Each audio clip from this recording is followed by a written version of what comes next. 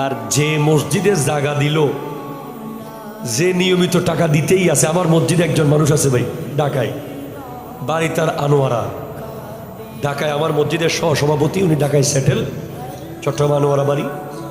মসজিদের টাকা যখন তুলি উনি কমে 5 লাখ কমে। তা আমি এর একদিন কই ভাই এত টাকা দেন, কাহিনী কি? ওই হুজুর সোনালী ব্যাংক, ডাচ বাংলা ব্যাংক, ইসলামী bank, Shahjalal bank, first secure যত ব্যাংক আছে, ওখানে টাকা জমা দিতে গেলে লাইন ধরতে হয়। আবার 500 টাকার নোট কয়টা, 1000 টাকার নোট কয়টা গনে আবার লিখতে হয়, আবার ভোটার আইডি কার্ড দেখাতে হয়, আবার সাইন করতে হয়, আবার আমার কাগজ একটা দেয়, এটা আবার যত্ন করে রাখতে হয়, আবার একটা বেগানা মেয়ের সাথে কথাও বলতে হয়। এত জামিলা না করে আল্লাহর ব্যাংকে জমাই। দেখছেন নি লোক আছে পৃথিবীতে, আজব আজব লোক আছে ভাই, বলে আল্লাহর ব্যাংকে জমাইতেছি। আমি যখনই মসজিদের টাকা তুলি উনি পাশে আছে, উনি জজবার মাধ্যমে ওনারকে দিয়ে শুরু করি, ওনার থেকে দেখে দেখে আরো কয়েকজন দাঁড়িয়ে গেছে এখন এরকম। কয় কোথায় জমাচ্ছেন? আল্লাহর ব্যাংকে। কয় কেন? কয় দুনিয়ার ব্যাংক, আমি মরে গেলে তো এটিএম বুথ বন্ধ হয়ে যাবে। আপনি কালকে মরেন, পরশু থেকে কি আপনি কবর থেকে এটিএম কার্ড দিয়ে আর টাকা তুলতে পারবেন? আপনার অ্যাকাউন্টে আপনার সাইন ছাড়া টাকা কি উঠবে? আপনি চলে গেছেন।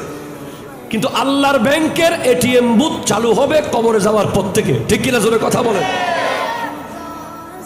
এজন্য কবর প্রতিদিন বলে ওয়াতাজমাউল মালা আলা যাহরি ওয়া তানদিমু ফি বাতনি, তুমি আমার পিঠের উপরে দাঁড়িয়ে দাঁড়িয়ে মাল জমাচ্ছ, তুমি অবশ্যই আমার পেটের ভিতরে এসে এই জমানো টাকার জন্য আফসোস করবে।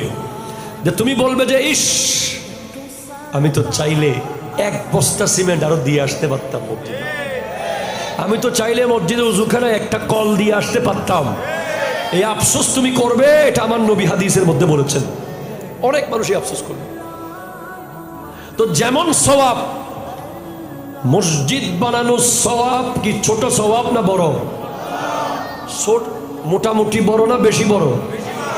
এখানে আপনি মসজিদ বানিয়েছেন, ওখানে আপনার কামরা বানানো হয়ে গেছে অলরেডি। এই মসজিদে কে কে টাকা দিয়েছেন হাত তোলেন তো।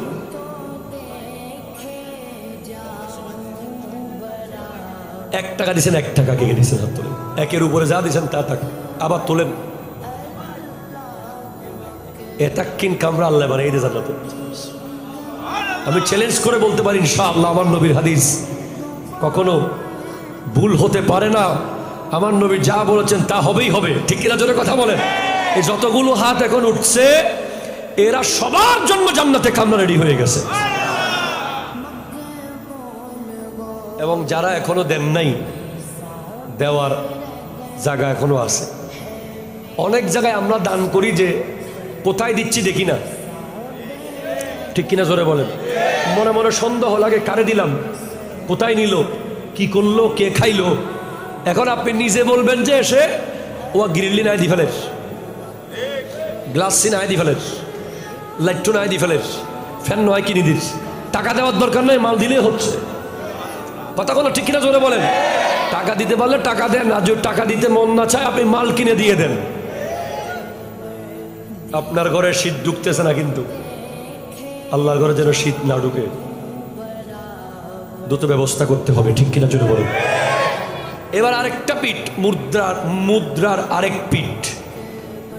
মসজিদ বানাইলেন, টাকা দিলেন, সব করলেন, কিন্তু আমি মনে করি যে তারাই মসজিদে টাকা দিবেন যারা মসজিদে আসতে পারবেন।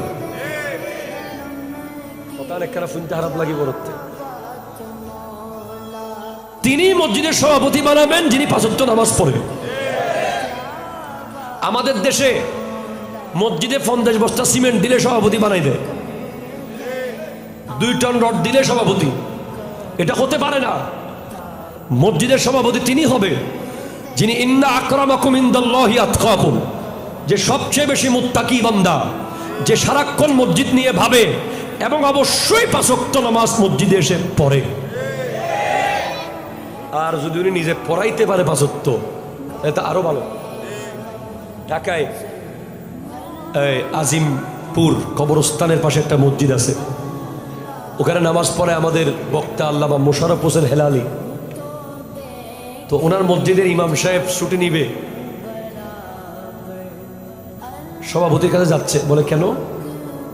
খতিব সাহেব বলতেছেন হেলালি সাহেব বলে ছুটি নিবেন যে আপনি তার কাছ থেকে যিনি আপনার অবর্তমানে নামাজ পড়াইতে পারেন। কথা ঠিক কিনা জোরে বলেন। আপনি চলে গেলে যিনি আপনার জায়গায় নামাজের ইমামতি করতে পারবে আপনি ওনার কাছে ছুটি নিবেন, তার মানে আমার কাছে নিবেন যে আমি আপনার জায়গায় নামাজ পড়াবো যে।